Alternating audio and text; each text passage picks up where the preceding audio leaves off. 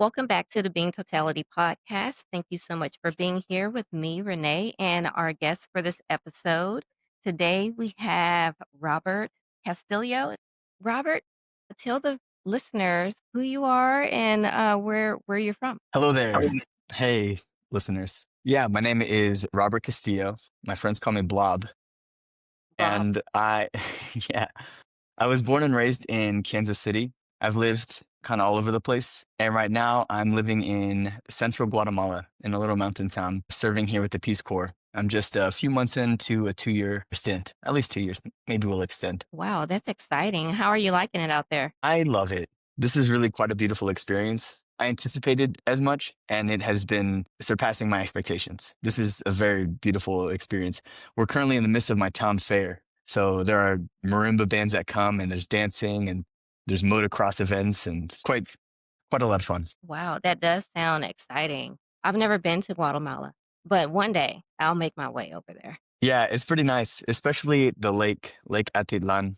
There's a lot of beautiful things going on over there. Yeah, I'm gonna have to get back to you on that. So, like, when I book my ticket to go out there and visit, I can get all the good stuff from the insider. It sounds good. All right. Well, Robert, welcome to the Being Totality podcast. And it's great to have you on the show. So, we're just going to dive right in. And first question that I have for you is, how did you begin your journey for like inner exploration, out expression, and holistic expansion? How did that start? My introduction to spirituality was more so through the Christian church. I grew up Christian, and there was just always something that seemed like there were some puzzle pieces missing within that. And I don't necessarily want to dismiss that that is an incorrect or a correct path for anyone. Everyone has their own journeys to the divine. But to me, it felt like there were puzzle pieces missing. And the pieces started uniéndose. Goodness, words in Spanish sometimes come easier, uniting. Pieces of the puzzle started uniting themselves whenever I was a sophomore in college. I took a Buddhist class, and then I followed it up with a world religions class. And being exposed to these different ways of relating to the divine or having a self inner relationship was really eye opening to me. And so from there, I just kind of took it upon myself to study different ways of meditating and then started up a practice. And that was about, 14 and a half years ago that I started sitting. Just kind of a little bit of an introduction into that. Oh, awesome. So, with all the things that you've learned, did you resonate with anything in particular, like specific? Being still is the key. That's it. Just practicing being still, practicing a still mind is the key. It obviously takes discipline. It's like going to the gym. You're not going to develop great muscular structure overnight. Having a still mind is not going to happen overnight either. It's what the way I think of it is like, what else are we doing? What else are we here for? Develop that personal inner relationship. What else is the point of being a human? Right, right. Was it like a natural, easy flow into like your introspection, looking inward towards yourself? Was it natural, or did you kind of have to work on it? I suppose a little bit of both. Yeah, I imagine that individuals on their process will fall on the spectrum of ease, energy exertion. It felt natural. It always felt normal and natural to me. Yeah, there are days when I don't necessarily want to meditate, but that usually just comes because I might be interested in working on some kind of creative project. And so I don't put too much pressure on myself because I'm a human. I'm a human and I'm allowed to be human. And sometimes I think whenever we get into these paths of introspection and personal development, we think we have to be perfect all the time. And I started working with a guide a few months back. And one thing she reminded me is that I get to be human. Exactly, not a robot. Exactly. I think a lot of people forget to be human, and it's really well, it's easy to say that now because everything is so robotic and there's like a certain view of life that people think that they should follow in order to be successful or at peace or content with where they want to be. And I feel like that's it could be the right way for some people, but for most people, I feel like that's a personalized journey instead of a structured journey. And we see a lot of that because, like, all around, I've been seeing like so many examples of like, oh, when you hit a certain age, you got to buy a house, or when know, stuff like that. And I'm like, says who? you know? Right. Is Yeah, it's there malleable. I'm sorry? Just it's yeah, it's malleable. The path is malleable. Absolutely, it definitely is. Is there a personal transformational, like, moment you're willing to share? Like that like a pivotal moment in your life that really made a big change for you? Yeah, the first one that comes to mind is that about a year ago, a little over a year ago at this point, I ruptured my left Achilles tendon. It wasn't a full rupture, just a partial rupture, but that was huge. I had never previously experienced such a debilitating physical injury. And my goodness, was it quite devastating. Because before that, I've been approaching life at 2 bazillion miles per hour. I have quite an extensive creative career, I guess is the word, relationship with creative expression. Mhm. And to just be forced to lay in bed and just feel my pain and just allow my body to recover and not force myself to do too much after that was a struggle. But I learned to go slow. I learned on a very deep personal level that life is it's just here to be experienced at its own pace. There's nothing we have to do except breathe and eat and just continue to survive into the next moment.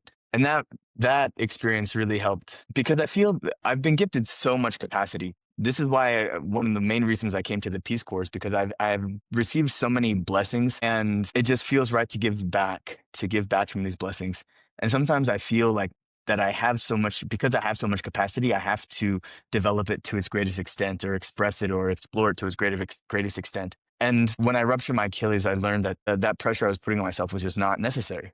All I have to do is just exist, be present, breathe, and that's all that the divine wants. That's all the divine asks in return is to just be present. At least that's the understanding I'm coming to. Yes, yes, I definitely do. And you're going with the flow. You're going with the flow. And that's what I feel like that's part of what being human is. Like you go with the flow, your life is your own, and you take different journeys. Like everybody's journey is different. So that is wonderful. I love the fact that you are in the Peace Corps, and it seems like that has brought a lot of awareness and just had a big eye opener for you. Yeah, there are many ways of being a human, and traveling, not only just traveling, does that expose one to the different ways of being a human, but living in a different culture. I live with a host family, and there's just such a, yeah, an eye-opening perspective to see how people live on such a deep level. I mean, Yes. I'm going to be living with this family for 2 years. I'm going to really get to see how the Guatemalan life is. And already it's so interesting. Punctuality is not a thing. I show up to events on time, and maybe the event starts half an hour to an hour later. And that's just the way it is. It's not like there's no judgment on it. It's just the way it is. There are some people in town who do ask for punctuality, but it's making me realize that you kind of have to pick your battles of what to get upset about. What actually Mhm. matters? Getting to a place at a specific time that important? Maybe sometimes, but maybe not as much other times. So yeah, this experience has been really beautiful. I'm really grateful that I'm in a small town. Some other Peace Corps volunteers are in much bigger towns, 10 times, maybe not 10 times, but like 5 to 6 times bigger than my town. And I'm really grateful to be in a little tiny town. To again, go slow, to just remember that life is just going slow. Yeah, yeah, definitely. How did you get into the Peace Corps? Like, how did that process go? Was it easy? Yeah. So related to another big transformation, a couple years ago, I experienced the end of a 14-year relationship, and we were married for 8 years. And fortunately, it wasn't a big rupture. It wasn't, in Spanish, you say, um, no fue duro. It wasn't hard. We went our separate ways. It was just time for us to go our separate ways. And with the opening of such a big juncture, I thought, what am I going to do with my life? 14 years is such a long time to have a normal pace of being, or at least Mhm. an accustomed pace of being. And I've been interested in doing the Peace Corps about 10 years ago. And it was just the thing that was the most clear, the option that was the most clear moving forward. So I applied, and here I am. Nice. And you've been in it since. Yeah, yeah. I'm about 4 months in to 27 months, and who knows what's going to happen afterwards. Maybe I'll extend a third year. The Peace Corps incentivizes staying a third year, but we'll see. My perspective right now is to just serve my community, be here, be present, and yeah, be present. Yesterday, I went to my host brother's first communion, and I got to meet the band, the church band. And this is a small town. They're not necessarily the most skilled. And I realized I had to help with the EQ. The EQ was a little bit off. So I went to the mixer and I adjusted some stuff.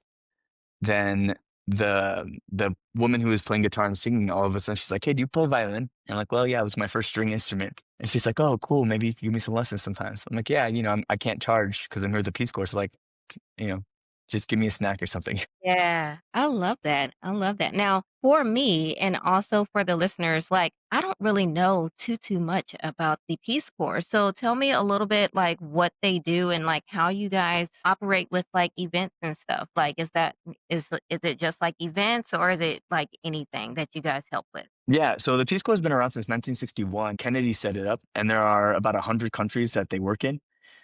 They're mostly in Latin America, mostly in Africa, and there's a couple European countries. I think Armenia is one of them.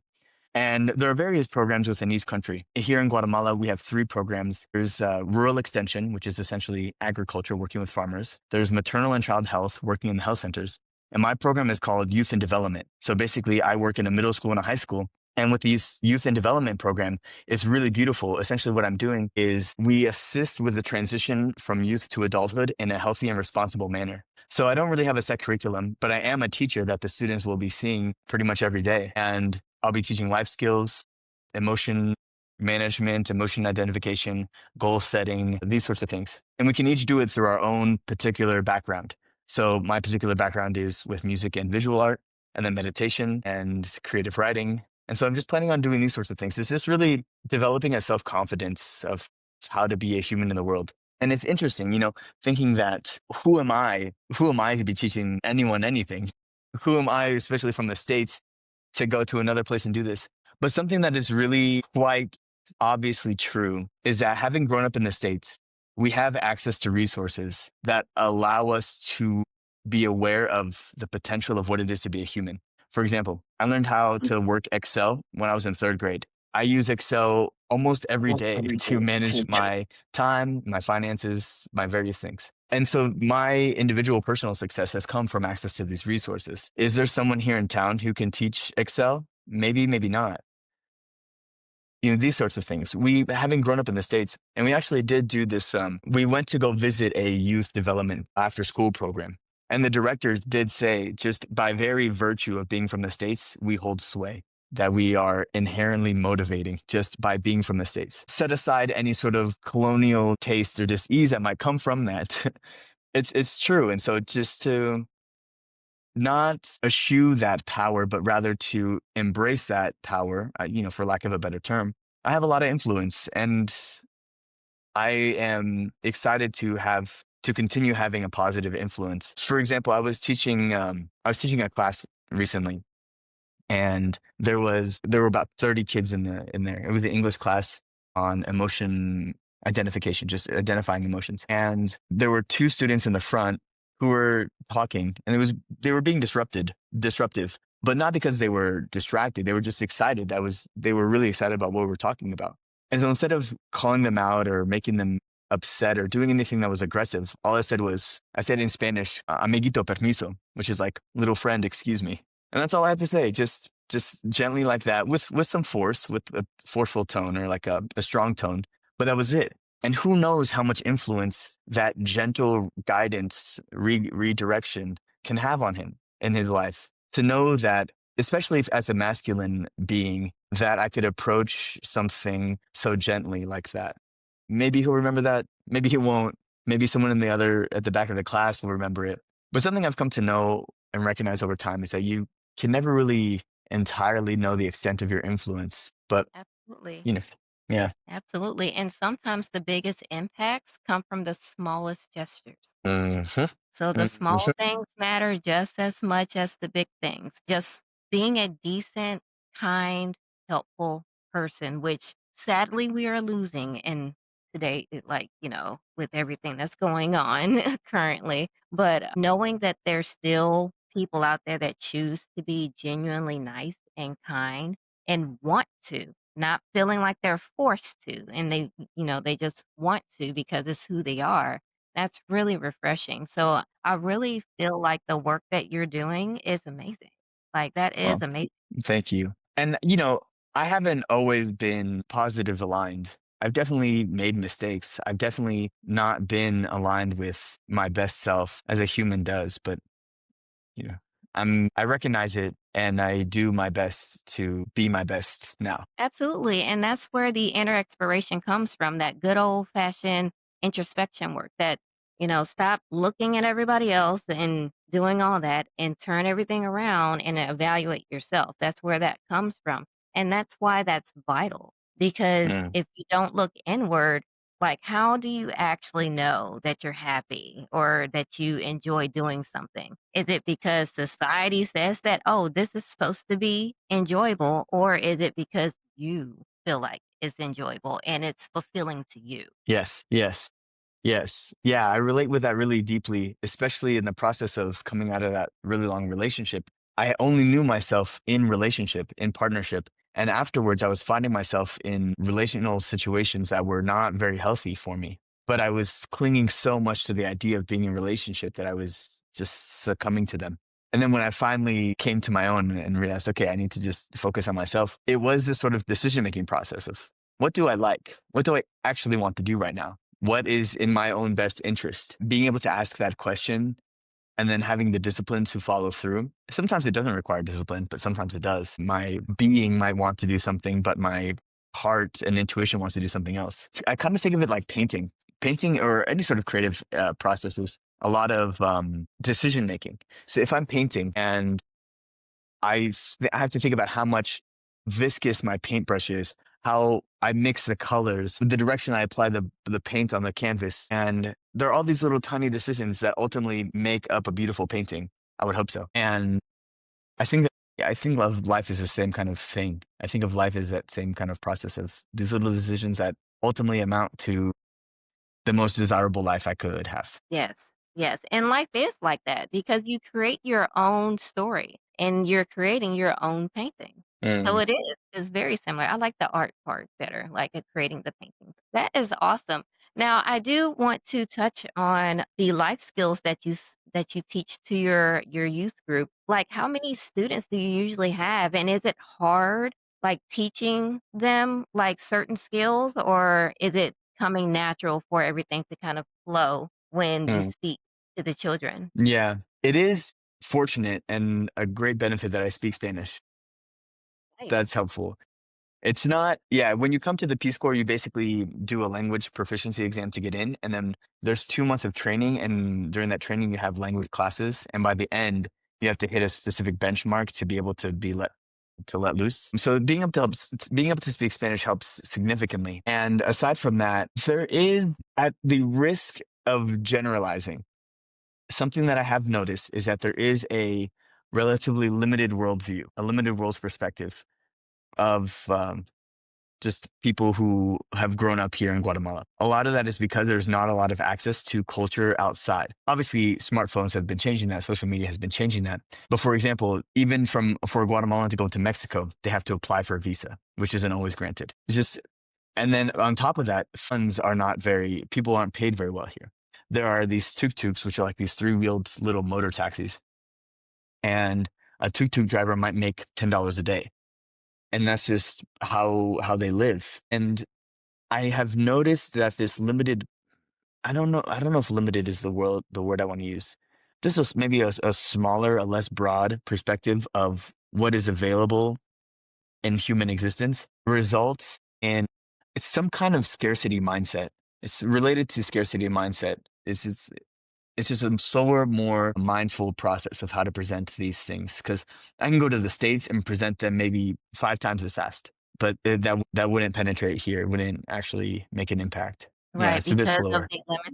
because of the limited exposure to other things, like, outside of Guatemala, and that's I can you know what? That makes sense. That does make sense because I think Guatemala's an island, right? No, no, no. It's a Central American country. It's just south of Mexico. It touches Mexico, Belize, El Salvador, and Honduras. Oh, okay, okay, okay. I was thinking of a different place. So, like, with being inside of Guatemala, like, there would you say that well, I guess it would be like, was it super censored over there, or do they have access to, like more social media so they can get a better worldview? Like, how does that look over there? Yeah, yeah, there is a fair amount of social media. There's not any sort of censorship in that way. The government is very corrupt. They say Latin America is one of the most corrupt regions, and they say Guatemala is one of the most corrupt countries in the region, in the most corrupt region. There was also the armed internal conflict. They avoid using civil war. They call it the armed internal conflict that went on from the 70s, and the peace accord was signed in 96. And that was really devastating for a lot of people. There was slash and burn campaigns, and entire towns were erased overnight. Basically, in the 80s, the early 80s was kind of the biggest part of it. So you can imagine that anyone who's 45 to 50 years old here has some sort of direct experience with that event that happened. There are a lot of folks who are just kind of ambling through the street drunk, and they are generally ones who had very direct experience with this. Either they lost a lot of people, lost a lot of family, or they were forced to engage in atrocious behavior. And so that is still really alive here. The weight of the armed internal conflict. So that also has, I've noticed, dampened how bright anyone might be able to imagine they could shine their own energy. So that's Right. something else to just kind of manage along with all of it. Right, right, and that I feel like that would have to be, like, super difficult, but in a sense of, like, trying to be creative with getting the message out, have your youth group been receptive positively? Yeah, absolutely. Fortunately, yeah. I think a lot of that comes from the confidence that I hold as an individual. And again, just identifying an objective truth of my existence is that I am a confident being. I know who I am. I'm continually growing in that awareness and that knowledge, but I know who I am. I know how I express. I know what is right for me, at least in this moment.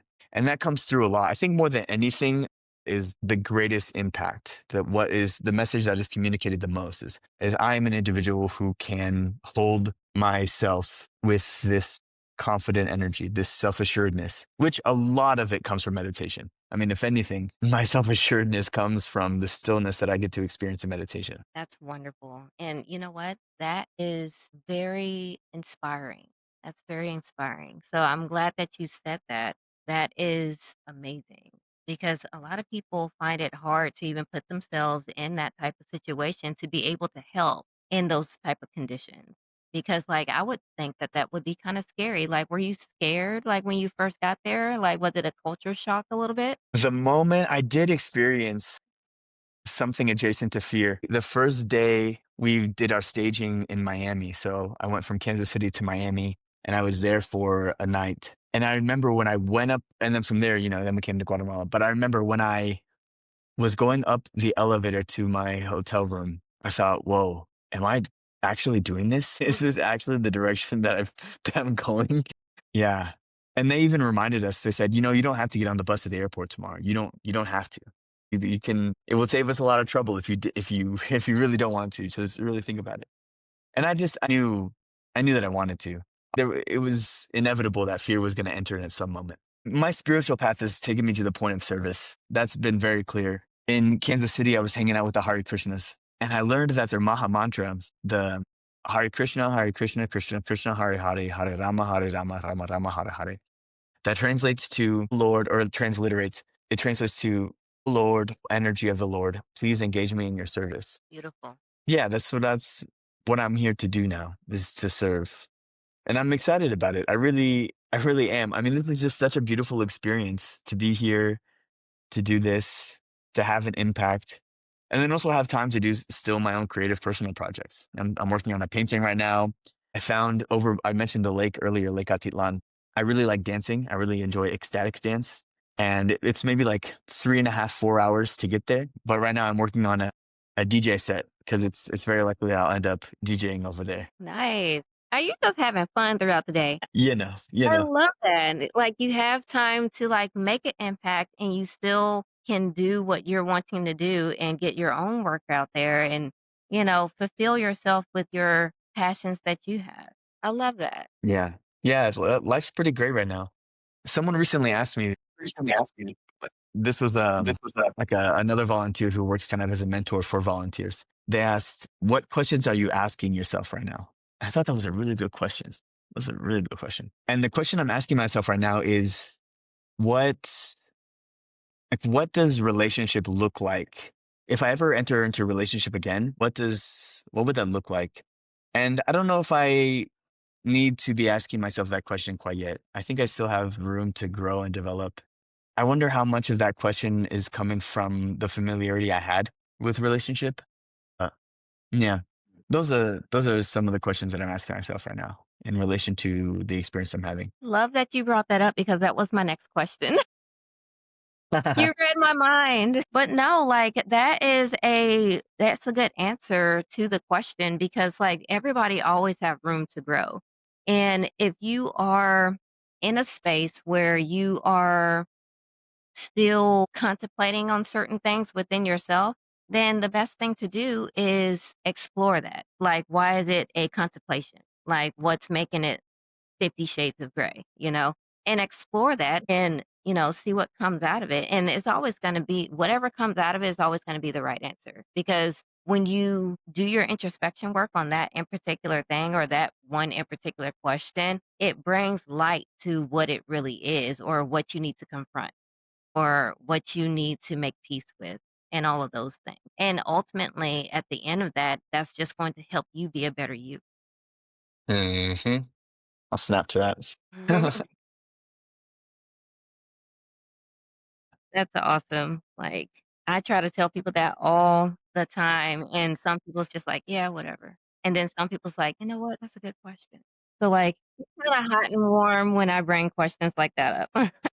Hmm. So, with your creativity, like you said that you like to dance, you paint, and you play instruments as well. You're into, the musical art? Yeah. Yeah. I've been really blessed. I've been so exceptionally blessed. Yeah, I got my undergraduate degree as a jazz bassist. So I play bass and some other instruments. I compose music. I used to lead a six-piece jazz band playing the music I composed. I've composed symphonies and solo piano music. I make electronic music. I DJ. I got into painting when I was 26. And this last year, well, I guess technically I still have two paintings on display in Rome right now. I Wow, that also, is one crazy accomplishment. Congratulations. yeah, thank you. I also got into stone sculpting 4 years ago. And then my second sculpture, which is made of marble, a museum ended up buying that. So that was pretty Wow. cool. Yeah, just really, last Sunday, a week ago, I published a science fiction novel that I started writing a couple of years ago. I just really wanted to write a science fiction novel. Love that. I love that. So you're writing books, you are in museums and all that stuff. That is wonderful. Like, that's a lot. Like, do you realize how amazing that is? Sometimes I forget, but I know I'm so blessed. Every time this comes up, I just always want to bring it back to being blessed. The great spirit universe has been so kind to me, and the only thing I can do is just give back. Yes. Be grateful and give back and keep making beautiful things. And you give back through the Peace Corps. That's a bigger impact. I love that. Now, out of all the things that you do, what do you like doing the best? Like, what is like your thing? Like, is it the sculptures or the painting or the dancing or whatever else you do? When we throw dancing in there, so dancing is just like a for fun thing, and dancing is just for fun. But of the things that I do as part of my creative entrepreneurship, it's definitely stone sculpting. There was a period last year in April when we weren't sure if Peace Corps was going to get cut. And so we had applied, but we weren't sure. AmeriCorps ended up getting cut. U.S. aid ended up getting cut, but Peace Corps survived for a variety of reasons. Peace Corps ended up surviving. But in the process of figuring out what our plans B through Z would be, it became very clear that stone sculpting is what I was it was my plan B. And I found this really phenomenal sculptor in Berlin. His name's Stefan Rink. I've been following his work for some time. And I just found his email and I said, "Hey, are you looking for an apprentice?" And they got back to me and said, "Hey, yeah, let's set up an interview." And so Nice. I put together like a 3-minute video, just kind of like doing a recapitulation of my stone sculpting career. And so by the time we got to the interview, they're like, "Okay, cool. Yeah, just get your visa in order and come on over to Berlin." That's so gnarly. Oh my God. Yeah. Were you like Yeah. jumping up and down? Oh, my goodness. Yes. And I started getting really deep into the German visa process when the Peace Corps, it was known that the Peace Corps was gonna stay and remain. Yeah. Like, they was like, "You just sent the dude a email," and then he was like, "Yeah," like, after you sent your video and all that. Oh my god, like, that is like yes. Yeah. I'm finding that you can accomplish so much. You can open so many doors just by going to someone's contact page on their website. Yes, you really can. I found that out too, but it's been amazing. It's been amazing, and I am I'm going to start encouraging people to do that more because, like, some people be scared to do that. I know I was. I was scared, like, Mm. they're gonna think I'm a weird person just by, like, DMing them, like, who are you? Like, what do you want?" Good. Yeah, it's the weird people that get stuff done. I mean, not necessarily. That's a big statement, but like, you got to stand out. You definitely do. You definitely do. And yeah, that's amazing. I can't believe that you have some artwork in a museum. Like that is too cool. Yeah, Like the Nerman I'm Museum still of stuck on Contemporary it. Art. I'm still stuck on it. That is too cool. So like you're like low key famous, right? I mean, Loki, I don't know. So like okay, so sculpturing is your favorite. Is that hard? Do you feel like it's hard or did it take like a long time for you to like go into that field? Yeah, so that's an interesting question when people ask me if it's hard, especially with stone, because stone is a hard substance. Mhm. But there's this pianist, Kenny Werner, who wrote this book called Effortless Mastery. And in the book, he talks about how nothing is difficult or hard, just differing degrees of familiar and unfamiliar.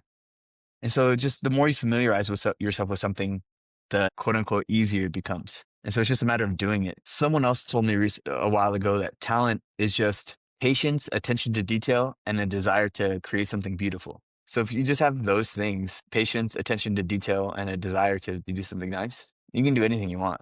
And so in that sense, a stone sculpting wasn't hard. It just go slow, pay attention, make something nice. Yeah, definitely. That definitely applies to like literally anything. Like and it's so simple to say that, but it's so true. Like that's like a pinnacle, you know.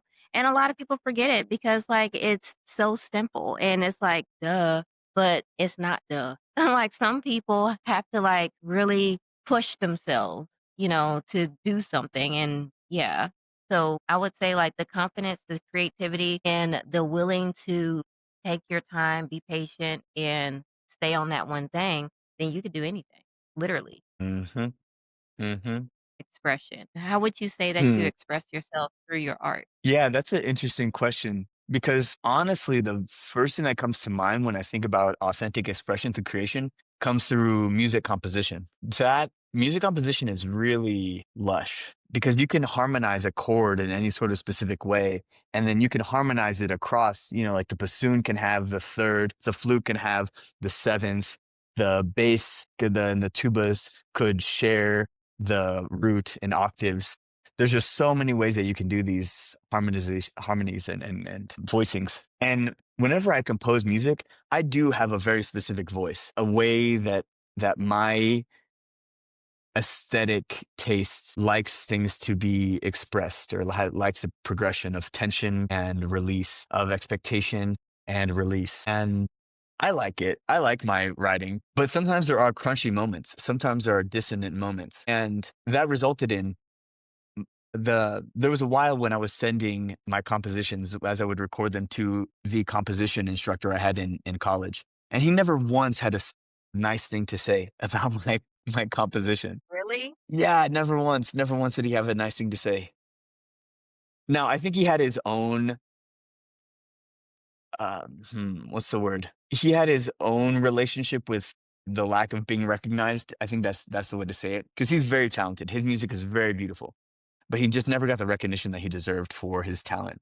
And I think Mm, that affected him and his way of perceiving others. And sometimes whenever this is something else I've known or come to realize is that when you start to shine bright, people want to dim your light, which mhm. is like kind of annoying. That's actually, if I'm going to use the word annoying, if I'm going to identify something that's annoying, it's like when people try to bring you down when you're shining. I don't understand that. Yeah. But yeah, so coming back to it, authentic expression, that I think is one of the most clear ways in which I express authentically is that because it is unique and it took me a while to own my voice, but it is my voice and I love it. And I really like how I compose music. In the process of writing the sci-fi novel, it's called Glorified Ants. It's about like the long-term impact of AI and how it's a utopic outcome. What if AI ends up actually with a positive result on humanity?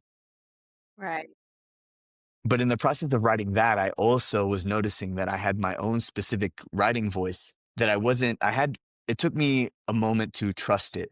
And it took reading books that were recommended by others. It took practicing through writing short stories to recognize that, okay, this is my voice. This is how I like to express. These are the tools of prose that I like to play with. And then I have become much more comfortable with utilizing words to express as a result of all that. That is really interesting because when it comes to expression, you pivoted over to music, and music is a whole nother ballgame, especially when you're composing it. I feel like that is genius, first of all, because composers are amazing, okay?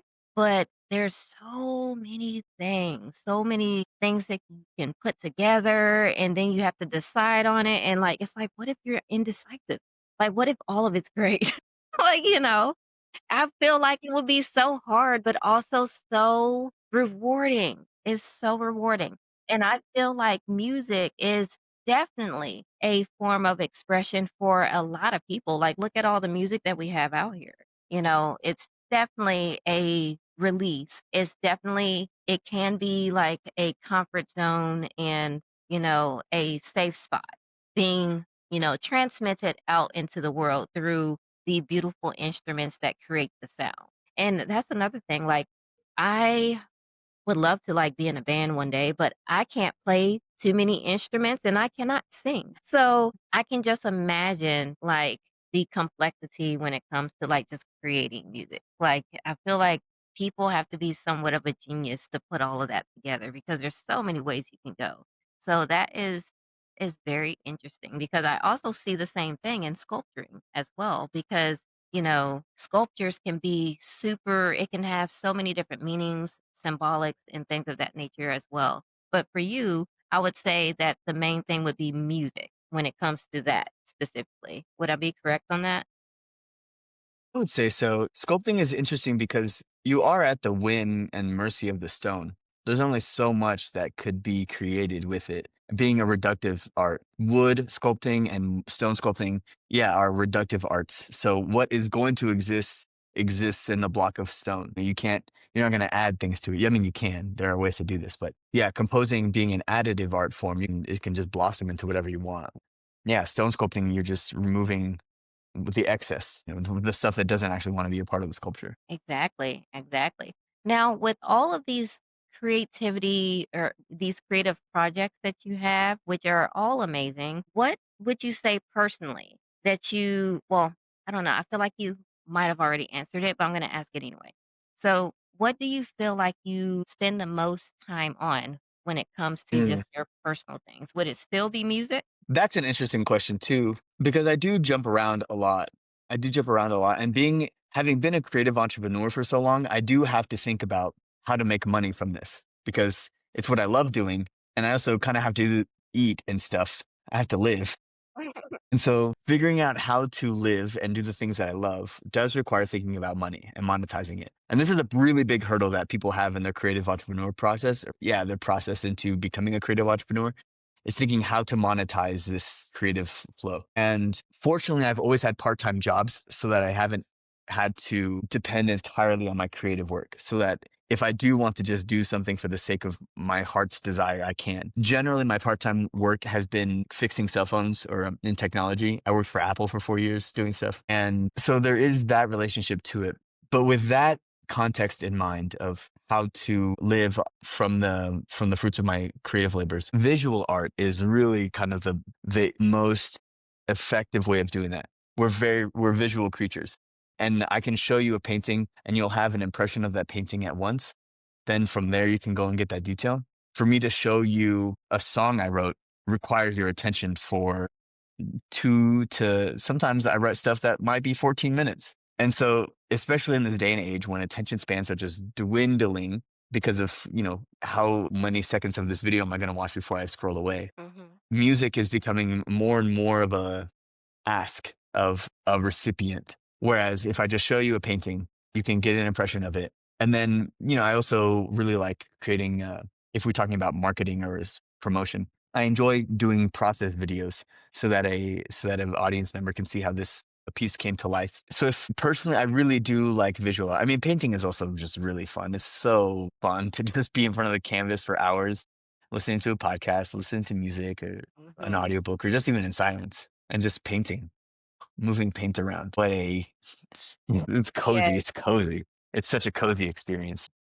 Yeah, when you put your tunes on right in front of a canvas and then you just lock in, it's the best Uh, feeling. I sometimes I go back to my charcoal painting. I love charcoal. cool. I That's love cool. charcoal. Yeah. Now, let's see. The other thing that I like to do is monoprint. I do like monoprint too. Nice. Okay. Okay.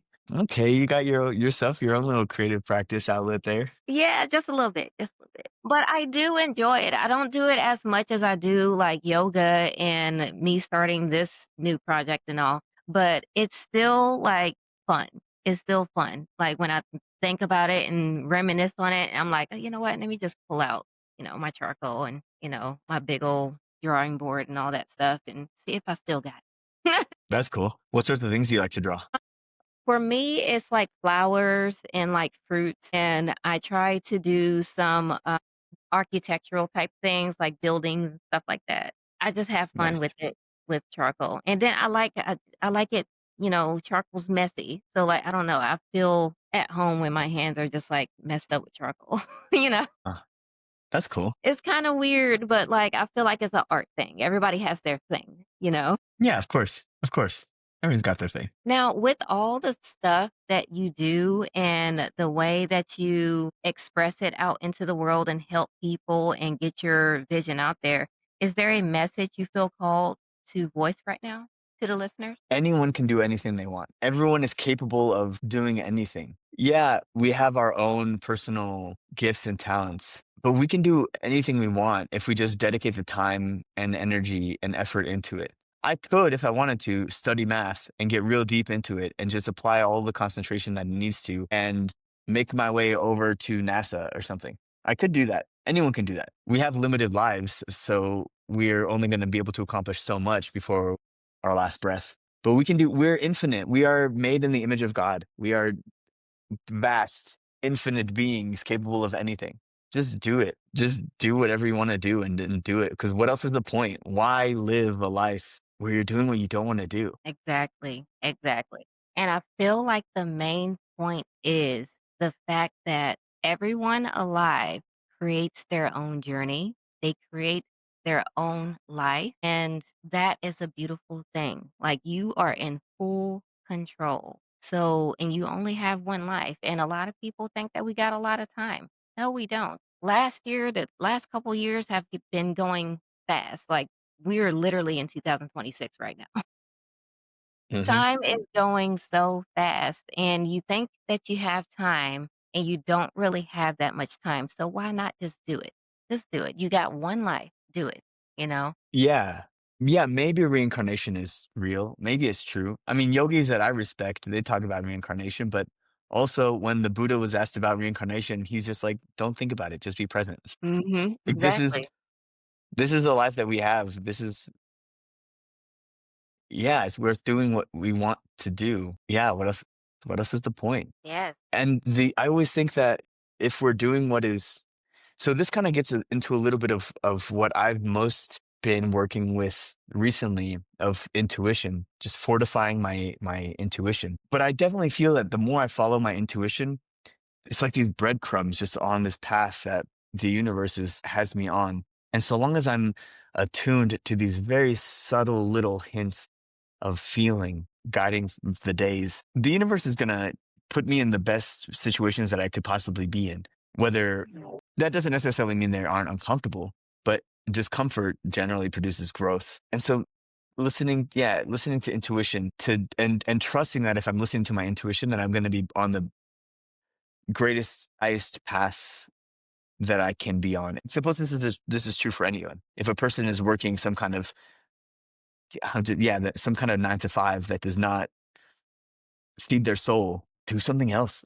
Listen to what feeds your soul and do it, because you can make a profession out of it, and you can just make that your life, and you can do what you want to do and d- just do it. Exactly, and That's that's exactly why this podcast was started. nice. Nice. Yes. I always feel like people should do what feels good to them instead of what somebody else think they should do because there's like, a track record of lawyers or doctors in your family or something like that. Like it's okay to be different. It's okay that your thought of fulfillment is different from the structure that's already here. That's okay. Mhm. It's completely okay. And if anybody tells you that it's not okay, they're weird. They're a little weird. Yeah, yeah, And that's yeah. the thing that I like about the whole entire journey. Because for me, like when I started my introspective journey, it was fun. Like and I'm introverted, I'm a little bit of a nerd. I like reading and I kind of keep to myself. So like it's always interesting to look at certain things and find out what you really want to do, what you really like and things of that nature, and I feel more fulfilled than I was probably last year, all because of the fact that I decided to just let go of the structure and just go with Mm, the flow. And that has made my frequency rise when it comes to my own aura, which means that I attract better things now. I attract good luck and all those, you know, blessing type opportunities and stuff, and that's because I'm on a different frequency now, you know? And I also do meditate as well, but I tend to try to meditate with my singing bowl because I like nice. to tune into certain frequencies. So that has been something that helps as well. And I know that you meditate as well. And that can be like that one thing that starts it all, you know? Mm, And it's just amazing to even have the awareness to even know that because believe it or not, a lot of people don't even have enough awareness of what meditation and frequency and things of that nature can help you do in your regular life. yeah, yeah. I have been fortunate to have the opportunity to teach meditation before, and actually, even in my town, I've taught meditation a few times already. And I oftentimes just tell people that this is just fortifying your concentration, your ability to focus on something or to think about something or to not think about things. If you have something that's going on in your mind and cycling, wouldn't it be nice to make it stop? And that's usually how I approach initiating meditation is like, yeah, going to the gym for your concentration. Yeah, meditation is huge. I'm so grateful. It was just yesterday or a few days ago. I have a younger sister who's 21, and she's definitely in this age. She's in a nursing program, and sometimes she gets very stressed and very overwhelmed. And I've been wanting to present meditation to her before, but didn't quite feel right. But it finally did, and yeah, I feel like we really got somewhere with sharing the benefit for her, and so I'm really excited for her and her journey with that now. Yeah, That's amazing. meditation's great.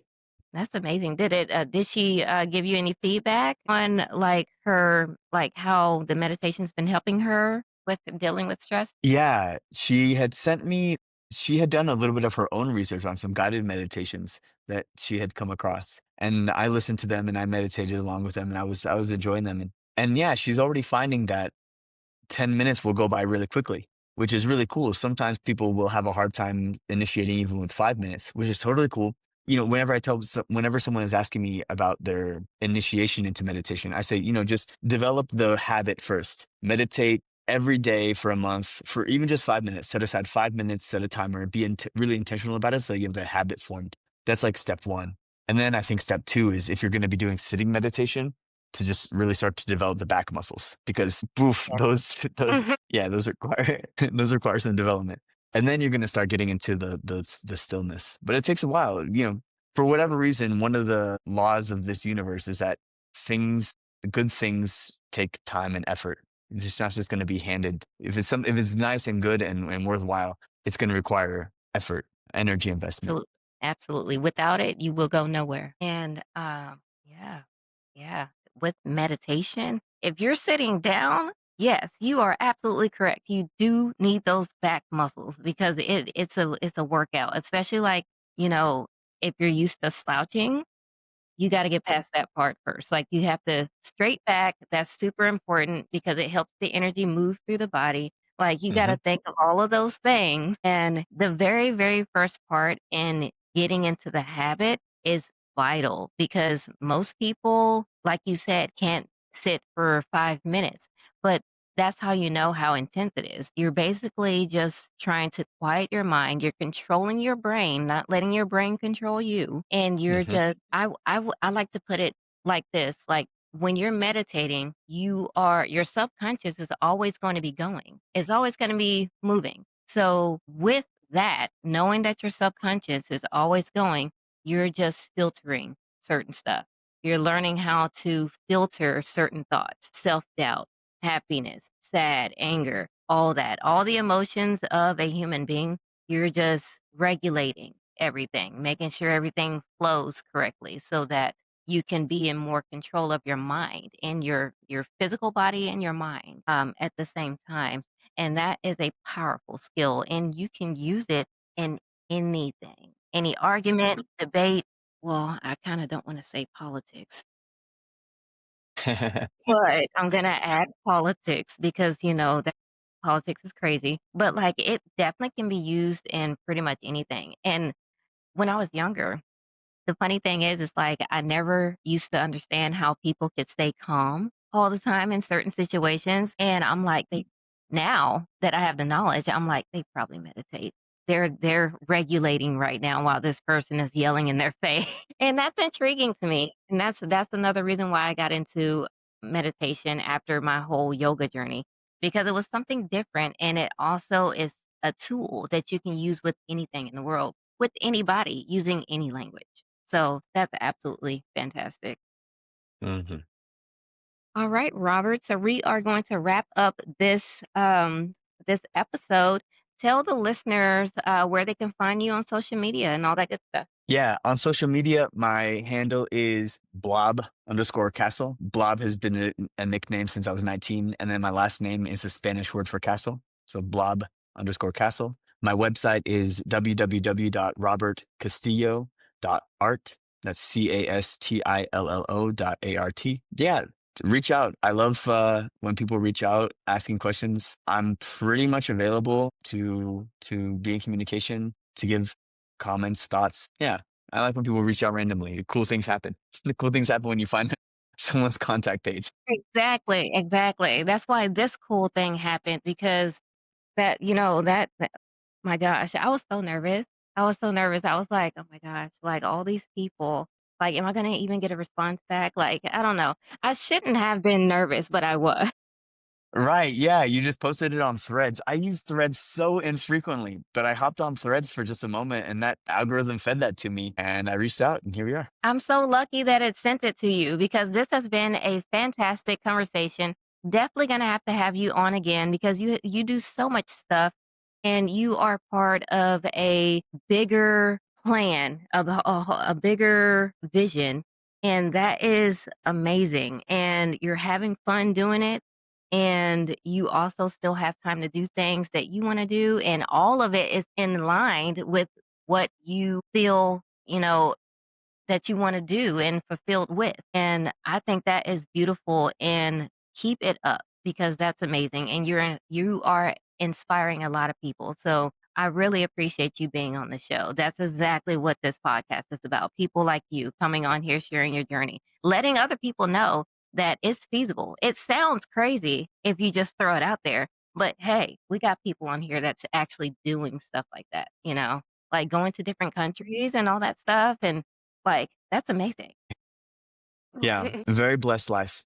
I've been very blessed. The universe has been really kind to me. And I'm really grateful. I'm really grateful for my life. I'm really grateful for this opportunity to converse with you. I'm really grateful for whatever sort of impact this conversation might have on someone else. And yeah, looking forward to whatever sort of follow up comes from it. All right. Awesome. That sounds wonderful. And that's going to wrap up this episode with Robert. And we will see you for the next one. Sounds great. Thank you.